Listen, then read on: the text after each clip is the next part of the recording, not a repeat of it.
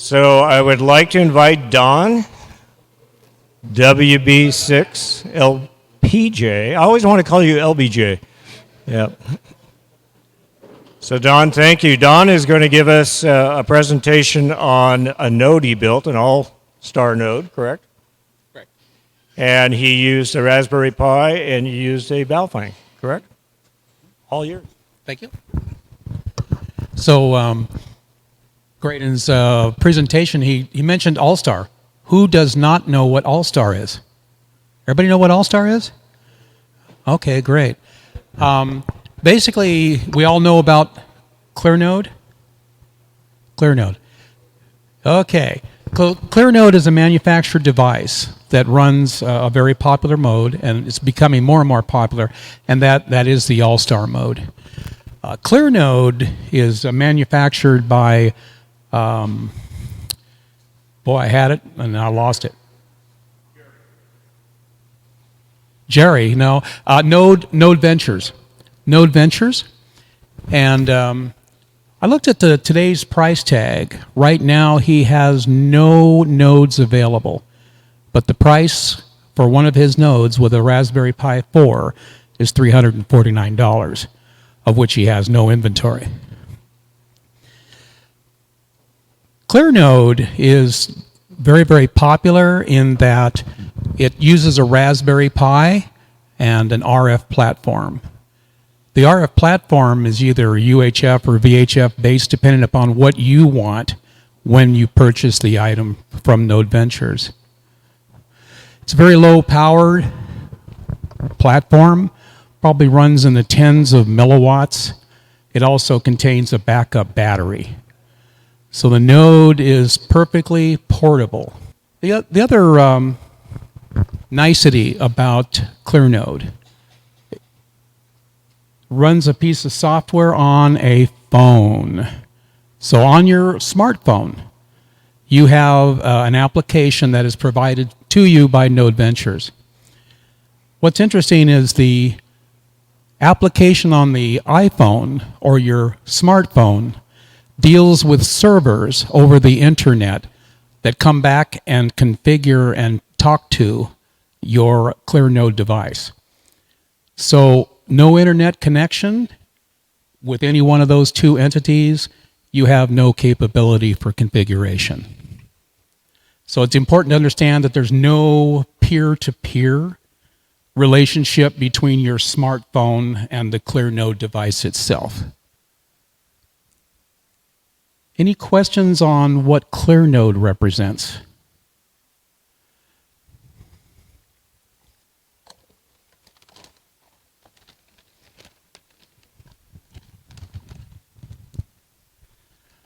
I present to you SilverNode.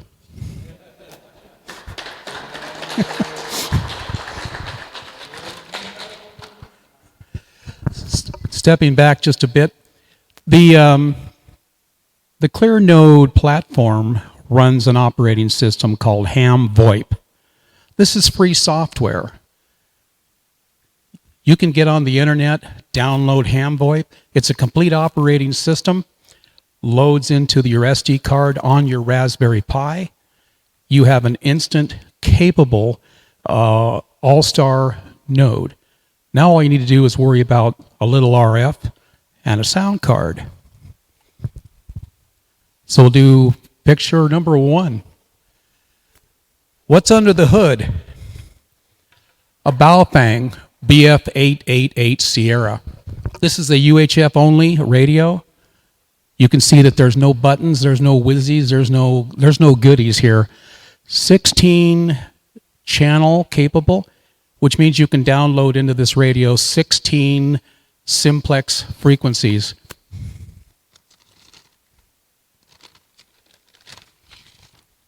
To be used with your handheld, or if you're at home, a base station, whatever. This radio in pairs, if you were to buy them on Amazon in pairs, they're about $14 a piece, $28 for 2 radios.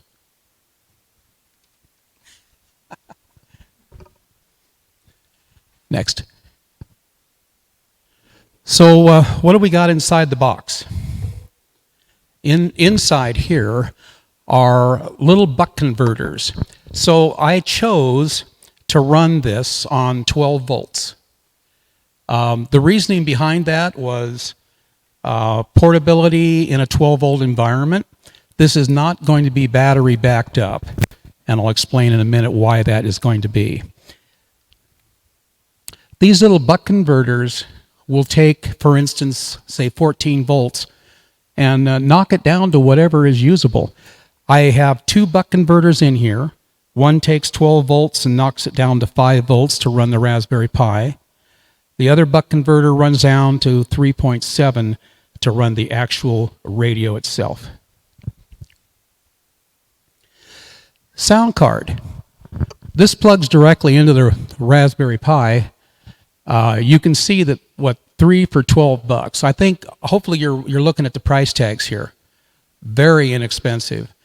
The radios themselves, you can buy, like I said, 2 of them for about $14 a piece, or about $28 for the matched pair. I did say matched pair, isn't it?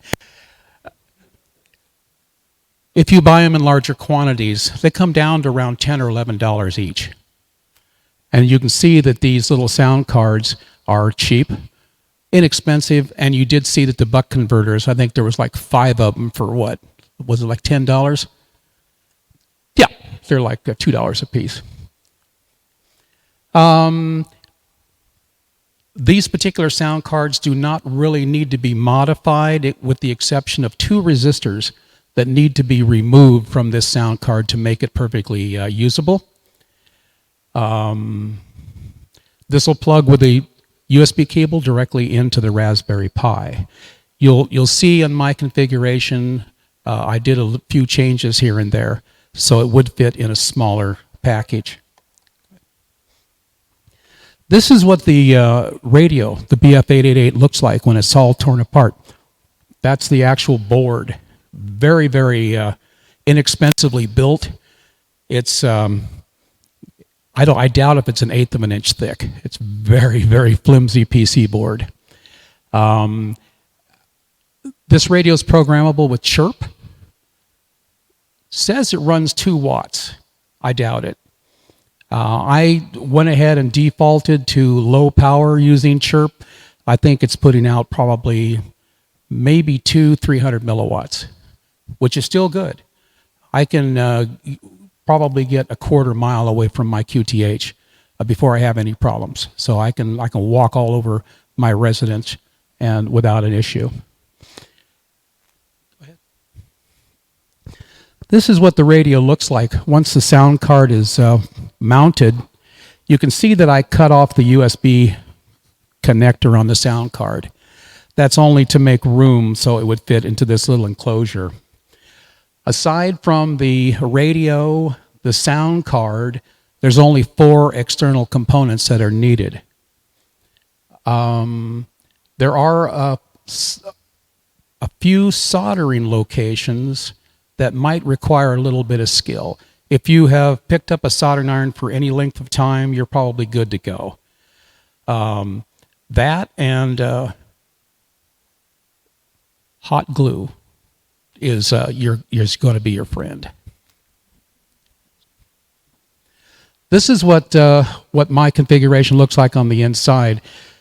You see the radio body with the sound card on top, the 4 components, and then you can see that there's a metal chassis or an aluminum chassis. That's the original chassis that came with the radio. The covers themselves have been removed. This was not modified, so it runs the full power, quote unquote, from the output transistor. I left there's a little insulation pad under there that keeps the final transistor cool. It uses the case as a heat sink. Down below on the right, that's the one of the buck converters that's used to power the Raspberry Pi. And you can see on the up top, on the top side, that's the other buck converter that supplies 3.7 volts to run the radio. Just another view of the Raspberry Pi on the bottom. You can see I took a shielded USB cable, connected it to the Raspberry Pi at the bottom, routed it back up, and then soldered directly to the sound card. I found that you do have problems with common mode currents and a little RF floating around. And there is a nasty 1 kilohertz tone that you might have to deal with. A lot of fudging, but turned out that using the USB cable that was shielded, grounded at the Raspberry Pi end, left unconnected at the radio itself or the sound card interface, eliminated almost all of that 1 kilohertz tone. Very clean radio. Another view of the radio. You can see the SD card on the Raspberry Pi at the bottom. Up on top, the far rightmost knob there would be the channel knob. So basically, I just cut a little detent in there. So when the cover gets on, I can stick a screwdriver in there and select another radio channel. So as long as you have a good idea, pick a couple of frequencies for simplex, just go ahead and program those into the radio with chirp. You should be good to go. If you get into a congested area, you can always change frequencies. And I highly recommend, and I used tone and tone squelch. That made this animal quite operational and quite good to work with.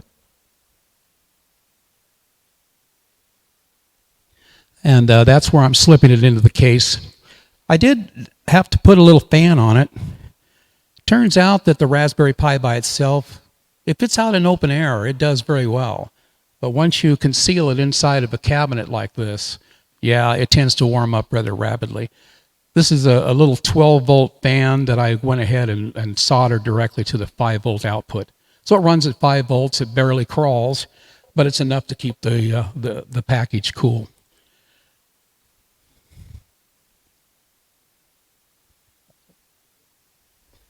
End of slides. So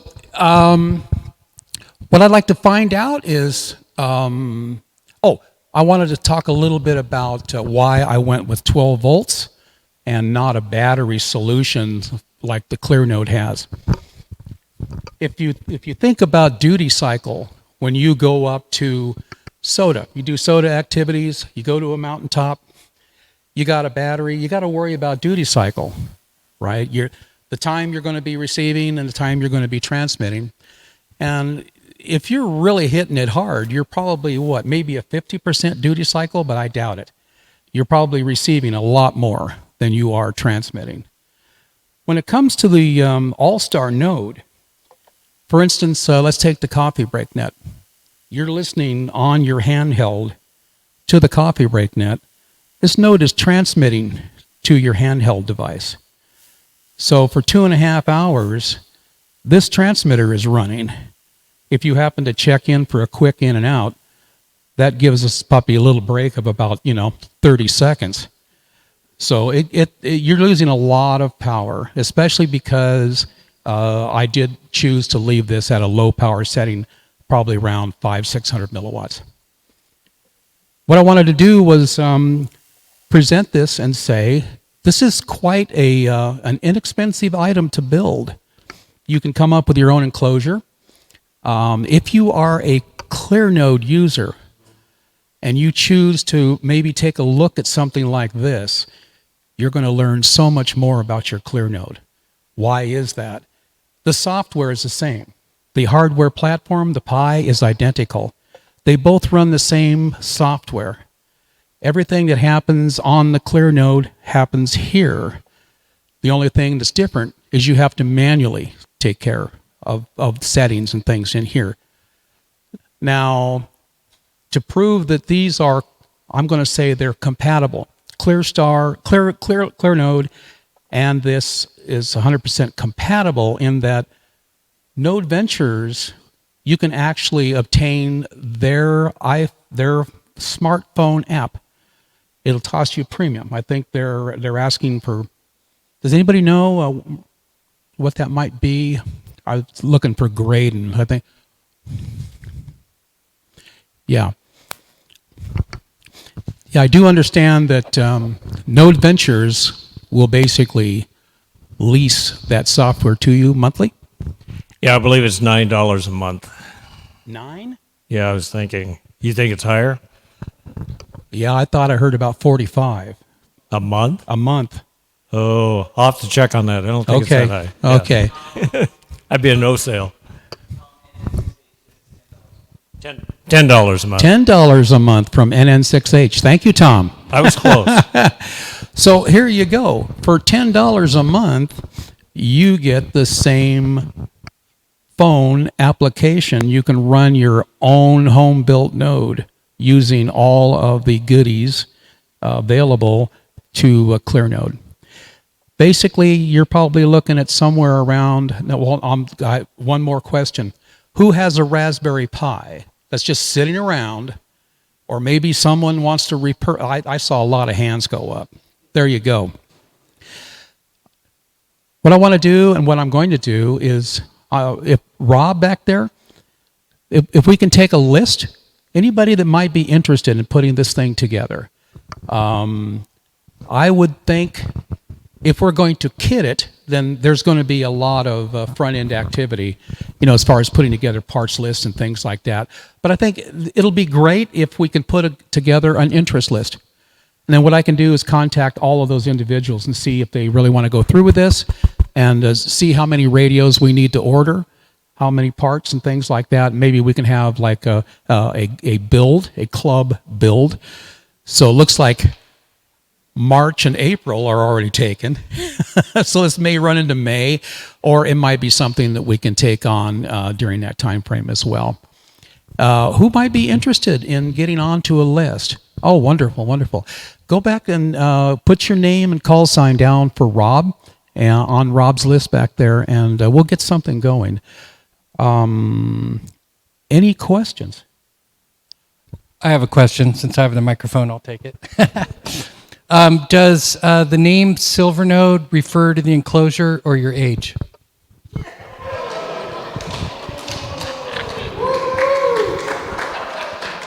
Good one. I like it.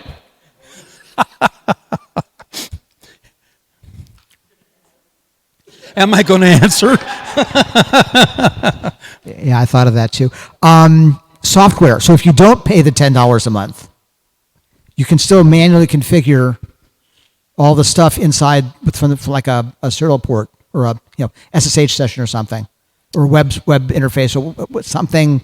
You don't need to pay $10 a month. You could just put all the stuff together, download the software for free.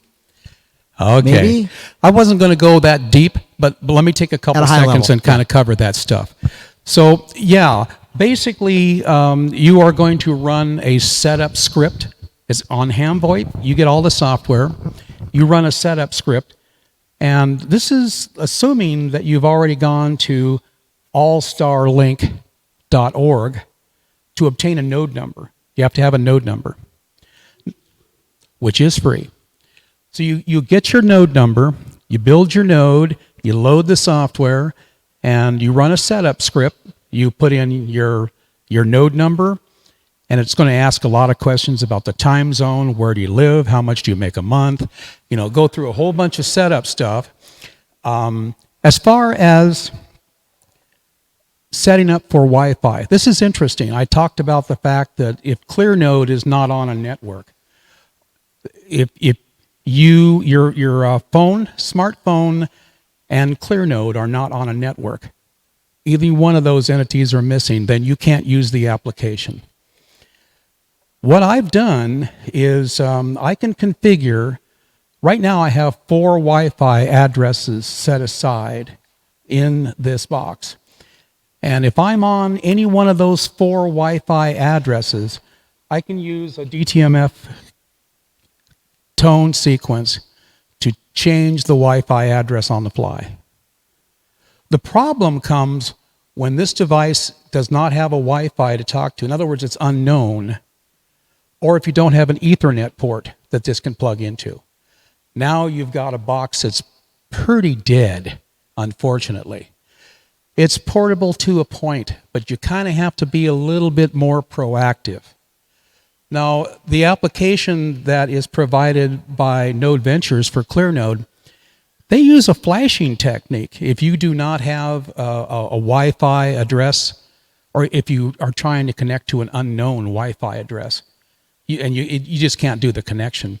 So you literally use your smartphone to flash in, literally, to a light detector on the node, and you literally use your smartphone flashlight to strobe in the SSID and the passphrase. I'm working on it. I'm working on it. Let's see. I think, was there another question back there? Go ahead. If you're going to redo it now, knowing that you have the heat issues with the Pi, possibly the heat in the radio, could you do it as a sealed design so you don't have to worry about dirt and other stuff getting in? I don't see why not. I mean, again, the Pi in open space seems to do very, very well. If you put it into a larger space, it's going to take a long time for that to heat up. So, yeah, I think it just depends on the size of your of the enclosure you're going to be able to use. Again, this was basically a prototype, and I wasn't aware I was going to run into the heating issues that I got. How's that? It's just a small space that heated up much too rapidly. Just a little bit of airflow is all you need. Don, I was just going to back up what you said about not being able to reference the Wi-Fi. You can get lost, is what I call it. You can do the same thing on the ClearNode. Like tonight when I left with my ClearNode, I had to remind myself to take it off the home Wi-Fi and put it on the hotspot. If I had waited to get here, I couldn't have done it because it couldn't first communicate with the home Wi-Fi. Well, unbeknownst, if in fact, again, since this software is all common. And I was just going to say that you can have one of those portable repeaters. They cost about $20. We use them quite often, and you can tether it to your phone. You can make that a permanent Wi-Fi hotspot for this device, and you can use your smartphone to direct that to another Wi-Fi. So there is a very inexpensive device that you can use as an intermediary repeater, and you don't need a monthly. There is a simpler solution, and that is, Graydon, before you walk out the door. Okay, so you basically there is a configuration list in the radio in the ham VoIP software. You can do certain things with that configuration file based on your smartphone app. But you can go in there manually and you can delete and alter things a little bit, and you can get all those touch tone sequences back so that you can manually switch between multiple Wi-Fi addresses using DTMF codes. You do not have to go outside or to any other any other devices. Yes. Tom, NN6H, wanted me to also mention that the $10 per month for the ClearNode or Node Ventures app is $10 forever. But he says you don't need the app. You can always use Supermon in a web browser on your laptop or Supermon on a web browser on your cell phone, which is connected, and you'll be able to control it that way. Good points. So I'm still learning. This is way new for me. I've had, again, if you dive into something like this, you will find out so much about ClearNode if you have it. You can probably get the ClearNode to stand up and dance for you because the phone app is invaluable. For $10 a month, I'm going to subscribe. Hey, Don, another question for you. I was trying to use Telnet. Right here. Oh, sorry. I was trying to use Telnet to configure the Raspberry Pi. That works too, right? Yeah. I secure shell into my... Basically, yeah. Same thing, right.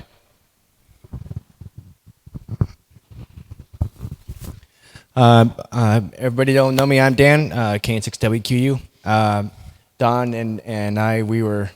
He put together the node first, and I kind of followed his footsteps. But I went x86 platform. So the way that I access my node remotely is like if it was at home right now, I have a VPN at home. I use pfSense, and I use Supermon, and it's the easiest way to go.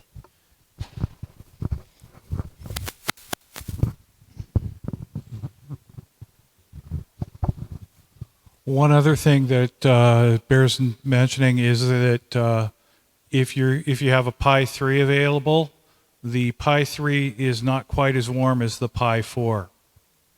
So, and it is powerful enough to run an AllStar node. I'm sorry, I missed your point. Was the Pi 3, you say the Pi 3 runs cooler? The Pi 3 runs cooler and has plenty of power to run the AllStar. Oh, absolutely. You can run AllStar with a Pi 2. Yeah, or a 0. That's correct. Yeah, the heat signature would probably be less. The thing that I've discovered is I have an iPhone 11. There is no way for me to throttle my iPhone 11 to 2.4 gig. It wants to connect at 5. The 3B doesn't support 5. The 3B Plus, which I have at home, is going to be replacing this, so I can connect with my smartphone at 5 gig. Any other? Oh, I think one more question. Yeah, just a general comment. So, in the footsteps of Dawn, I kind of got inspired to build my own node as well, except I built it with a quote-unquote unmodified radio. What I did was I took a Baofeng speaker mic, cut off the mic, and just wired that connector into my sound fob. So I get to have a radio that I can just take around if I didn't want it in my node, but if I want it on my node, I could also just put it in. Yeah, that's really good. So he basically has built a radioless, AllStar node. Yeah, and you can you can actually, that's a great configuration. This is going to be one-way communication. You can go full duplex with the setup that Jim has put together. You can transmit and receive simultaneously on that kind of a configuration, but you just have to find somebody out there that wants to talk in full duplex. Any other questions? At the risk of going one too long, let me take you back, since I have the baton of authority here. The channel knob on this thing, is there an index for it of which channel you're on? So you can spin it around, you have no idea what channel you're on, right? Well, you can go one way, all the way. It's actually a 16-position detent knob. So it stops at one end. It stops. So you can count back. Right. Okay. Right. I want 1, 2, 3, 4. Got it. Thank you. It's pretty primitive, but it's very inexpensive. Yeah, you can probably put something together for, what, $50 easily. All right. Thank you for listening.